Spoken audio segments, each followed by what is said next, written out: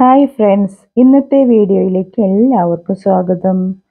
ഇന്ന് ഞാൻ വെണ്ടക്കായ കറിയും പിന്നെ ഒരു തോരനുമാണ് ഉണ്ടാക്കുന്നത്. നമുക്ക് ഉണ്ടാക്കി നോക്കാമല്ലോ. ഇതിൽ ഞാൻ കൂന്തലും റോസ്റ്റ് ചെയ്ത് വെച്ചിട്ടുണ്ട്. കൂന്തൽ ഉണ്ടാക്കുന്ന വിധം അടുത്ത വീഡിയോയിലിടാം. അപ്പോൾ വെണ്ടക്കായ നമുക്ക് കഴുകിയെടുത്ത് രണ്ടാക്കി മുറിച്ചെടുക്കാം.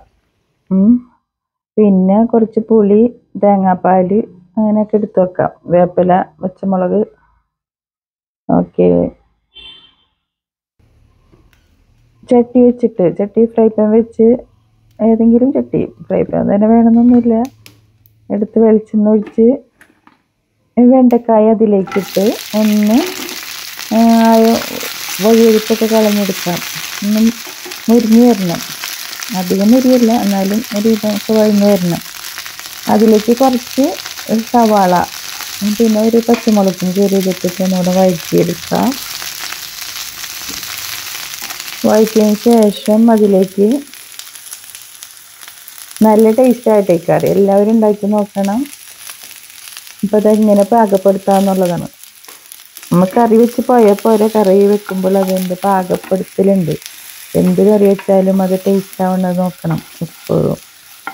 പിന്നെ അതിലേക്ക് 1/2 ടീസ്പൂണ് മഞ്ഞൾപ്പൊടി ഇട്ട്, പിന്നെ 1 ടീസ്പൂണ് മുളക് പൊടി ചേർത്ത്, പിന്നെ 2 ടീസ്പൂണ് മല്ലിപ്പൊടി ചേർത്ത്, എന്നിട്ട് നന്നായിട്ട് വറുക്കണം. വറുക്കുന്നത് കരിഞ്ഞു പോകാതെ ശ്രദ്ധിക്കണം.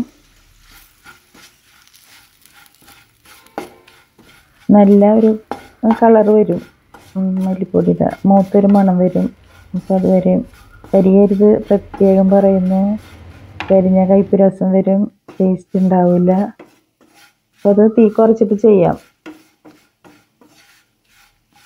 എന്നിട്ട് അതിലേക്ക് പുളി കുറച്ച് ആവശ്യത്തിനുള്ള പുളി, അത് ചാണകപ്പുളി, കോൽപ്പുളി എന്നൊക്കെ പറയില്ലേ, അത് വെള്ളം ഒഴിച്ചിട്ട് കഴിഞ്ഞ് അത് അരിച്ചിട്ട് അതിലേക്ക് ഒഴിക്കാം.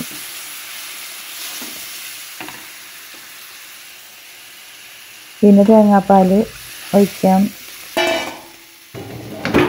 ആവശ്യത്തിനുള്ള ഉപ്പ് ചേർക്കാം.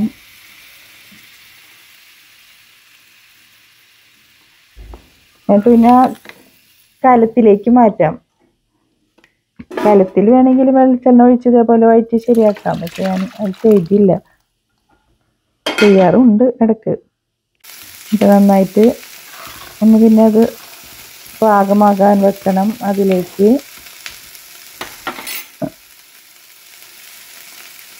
ഒന്ന് വറ്റി വരുമ്പോൾ കുറച്ച് വെള്ളം ഒഴിച്ചിട്ട് ഒന്ന് നെയ്തെളിയാൻ, അതിന് വറ്റുമ്പോൾ പാകത്തിന് കുറച്ച് വെള്ളം ഒഴിച്ചിട്ടൊന്ന് ഇളക്കി കുറച്ച് നെയ്തെളിയും നന്നായി. അതെന്തും അങ്ങനെ തന്നെ. പിന്നെ ചട്ടി വെച്ച് വെളിച്ചെണ്ണ ഒഴിച്ച് ചുള്ളിയും വേപ്പിലയും അതിലേക്ക് താളിച്ചൊഴിക്കാം. അങ്ങനെ കറി റെഡിയായി. നല്ല ടേസ്റ്റ് ഉണ്ട്. ചോറിന് കൂട്ടാം, മീൻ തന്നെ നോക്കിയിരിക്കേണ്ട. വെണ്ടക്കായ ഉണ്ടെങ്കിൽ കറി വെക്കാം. ഇവിടെ നിന്ന് പോയി അത്യാവശ്യം പെട്ടെന്നൊക്കെ ഒരു കറി വെക്കുന്നത് ഇങ്ങനെ ചെയ്യാം. പിന്നെ അവർ തോരൻ ഉണ്ടാക്കുന്നത് ഇപ്പോൾ എൻ്റെ ചാനലിൽ കണ്ടിട്ട് ഈ കറികൾ വെക്കുന്നതൊക്കെ ഞാനുണ്ട്. അപ്പോൾ ലൈക്കും സബ്സ്ക്രൈബും ഷെയറൊക്കെ ചെയ്ത് എൻ്റെ ചാനലിൽ ഒന്ന് ഉയർത്തിക്കൊണ്ടുവരും എല്ലാവരും. അപ്പോൾ ഞാനുണ്ടാക്കുന്ന കറികളൊക്കെ അതിലിടാം. ഞാനില്ലാണ്ടായാലും എൻ്റെ കറികളൊക്കെ എല്ലാവർക്കും കൂട്ടാമല്ലോ, എല്ലാവർക്കും ഉണ്ടാക്കി നോക്കിയിട്ട്. അങ്ങനെ ഇത് കാണുമ്പോൾ തന്നെ നല്ല ടേസ്റ്റ് തോന്നല്ലേ. കലം വടിച്ചു കൂട്ടും, അത്ര ടേസ്റ്റാണ്. അങ്ങനെ വെണ്ടക്കായ കറി ഇവിടെ റെഡി ആയിട്ടോ. ഇനി ഒരു തോരൻ ഉണ്ടാക്കാം. അതിന് വെണ്ടക്കായ ചെറുതാക്കി അരിഞ്ഞ്, വെണ്ടക്കായ വെള്ളം തോർന്നിട്ട് വേണം അരിയാൻ. പിന്നെ സവാളയും പച്ചമുളകും കീറി വെച്ച്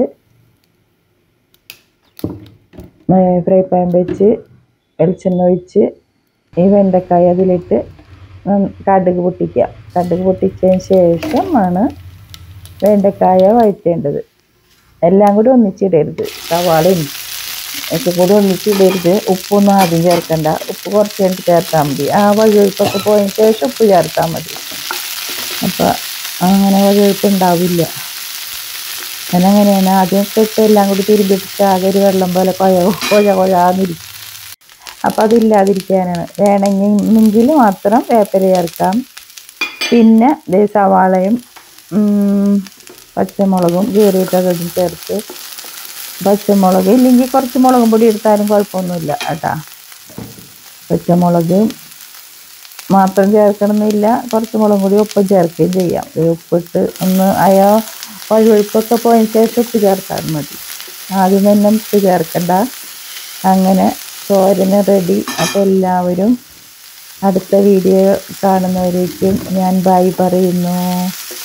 അങ്ങനെ റെഡി ആയിക്കൊണ്ടിരിക്കുന്നു. ഇനി അടുത്തത് ഞാനൊരു കൂന്തൽ റോസ്റ്റ് ഉണ്ടാക്കുന്നത് കാണിക്കാം. ബൈ. അപ്പോൾ ഇനി എല്ലാവരും അടുത്ത വീഡിയോയ്ക്ക് വേണ്ടി വെയിറ്റ് ചെയ്യുക. Okay, by.